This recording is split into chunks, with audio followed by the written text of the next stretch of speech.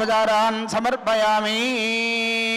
అయ్యా ముందు రక్షాబంధనాలు తీసుకెళ్ళి చెరొకటి చూపిస్తే అక్కడ మీరిద్దరు ఒకరిట్లా వెళ్ళి చూపిస్తే అమ్మవారికి అయ్యవారికి ఈ కళ్యాణ మహోత్సవంలో భాగంగా రక్షాబంధనాన్ని ఇప్పుడు సమర్పిస్తున్నారు.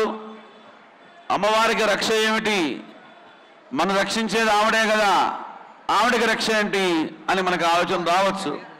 కానీ ఇక్కడ మనం ఏది చేసినప్పటికీ ఒక కైంకర్య రూపంలో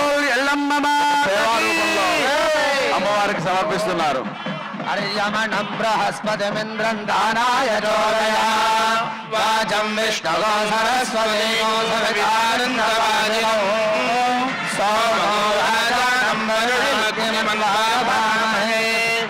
ఆదిత్యాన విష్ణుం సూర్యం బ్రహ్మాణం చ బృహస్పతిం విష్ణోరరాటమసి విష్ణో పృష్ఠమసి విష్ణోష్ణత్రయే స్వావిష్ణో సూరసి విష్ణోర్ధ్రువమసి వైష్ణవమసి విష్ణవే త్వా బృహత్సామక్షత్రభృద్వృద్ధవృష్ణయం దృష్టుభౌజశుభృతముగ్రవీరం ఇంద్రస్వోమేన పంచదశేన హద్యమిదం కాలేన సకలేన రక్షా.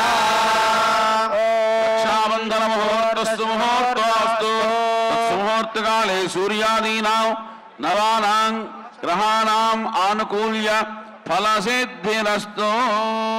ఇప్పుడు అమ్మవారి యొక్క కళ్యాణ మహోత్సవంలో భాగంగా పెళ్లి కుమారుడుగా వచ్చినటువంటి వరుడికి యజ్ఞోపవీతాన్ని సమర్పిస్తున్నారు. మామగారైనటువంటి ఆ రాజుగారు ఇప్పుడు చక్కగా భక్తిగా పరమం పవిత్రం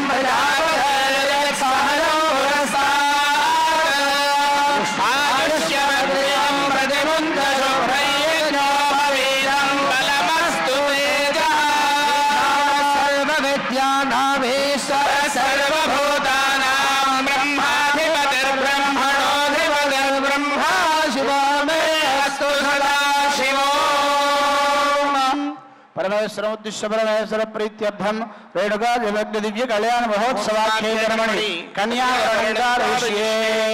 ओम प्रसुस्मन्तादेवास्य दक्षिणेभरागो अभिप्रसीदा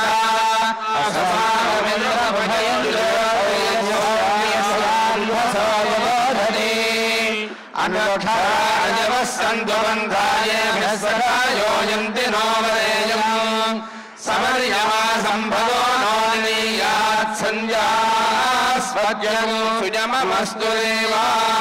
शाकुणमन्तैस्ते कन्यादातारं गत्वा ब्रुवते ॐ अनुहवं परिहवं परिव्राजं परिक्षभो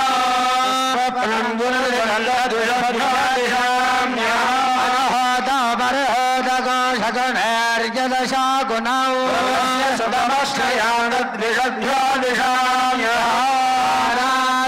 अग्निरस्त्राणात् परसरस्वते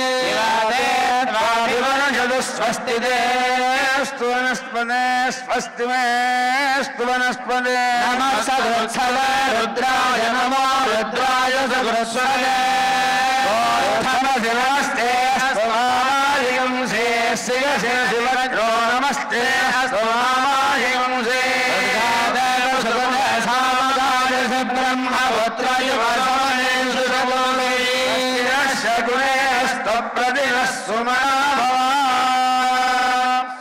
రామనాథం గారు తే కన్యాదాతారం గత్వా బ్రువతే.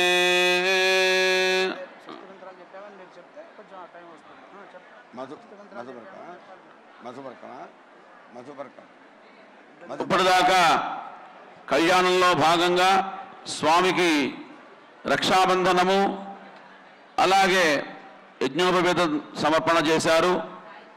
ఆ తదుపరి స్వస్తిన సుగునే అస్తు ప్రతినస్సుమనాభవ. ఓ పరమేశ్వరుడా, నీవు ఈ కన్యాదానం గురించి అమ్మవారిని పాణిగ్రహణం చేసుకోవడం కోసం ఎంతో కష్టపడి ప్రయాసతో ఇక్కడికి వచ్చావు. సుమనాభవ, మంచి మనస్సుతో శాంతంగా ఉండు. ఎందుకంటే ఈశ్వరుడికి 2 రకాల శరీరాలు ఉన్నాయని వేదం చెప్తుంది.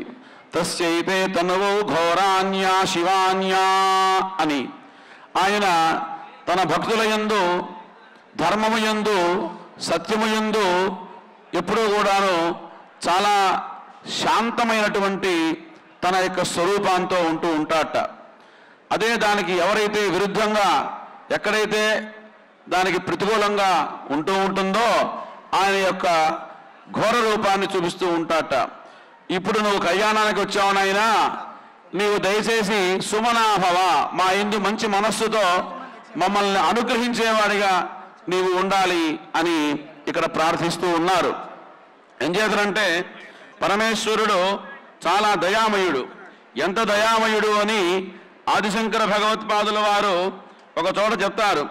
ఒక శ్లోకంలో జ్వాలోగ్ర సకలామరాతి భయద క్ష్వేళ కథం వా త్వయా దృష్ట కించ కరే ధృత కరతలే కిం పంక్వజం జంబూఫలం కిం పక్వ జంబూఫలం. క్షీరసాగర మథనంలో రామనాథం గారు పూర్ణకుంభం వేదిక మీదకి తీసుకురావాల్సిందిగా కోరుతున్నాము. రామనాథ శర్మ వేద పండితులు ఆ పూర్ణకుంభాన్ని వేదిక మీదకి తీసుకురావాల్సిందిగా కోరుతున్నాము. క్షీరసాగర మథనం జరిగింది. దాంట్లో నుంచి అనేక రకాలైనటువంటి మణులు, వజ్రాలు, వైఢూర్యాలు, సమస్త సంపత్తు పుట్టింది. అవన్నీ బాగున్నాయి, అందరూ తీసుకున్నారు, అందరూ సంతోషించారు. కానీ అసలు క్షీరసాగర మథనం ఎందుకు చేశారు? అమృతం కోసం చేశారు. కానీ ఎప్పుడైనా ఒక మంచి జరగాలి అంటే దానికి ముందు చెడు అనేది ముందు ఉంటూ ఉంటుంది. దాన్ని మనం అధిగమించాలి. కానీ అధిగమించేటువంటి శక్తిని సహజంగా అందరం కోల్పోతూ ఉంటాం. మనమే కాదు, ప్రపంచంలో ఉండేటువంటి సమస్త దేవతాగణాలు కూడా అటువంటి శక్తిని కోల్పోతూ ఉంటారు.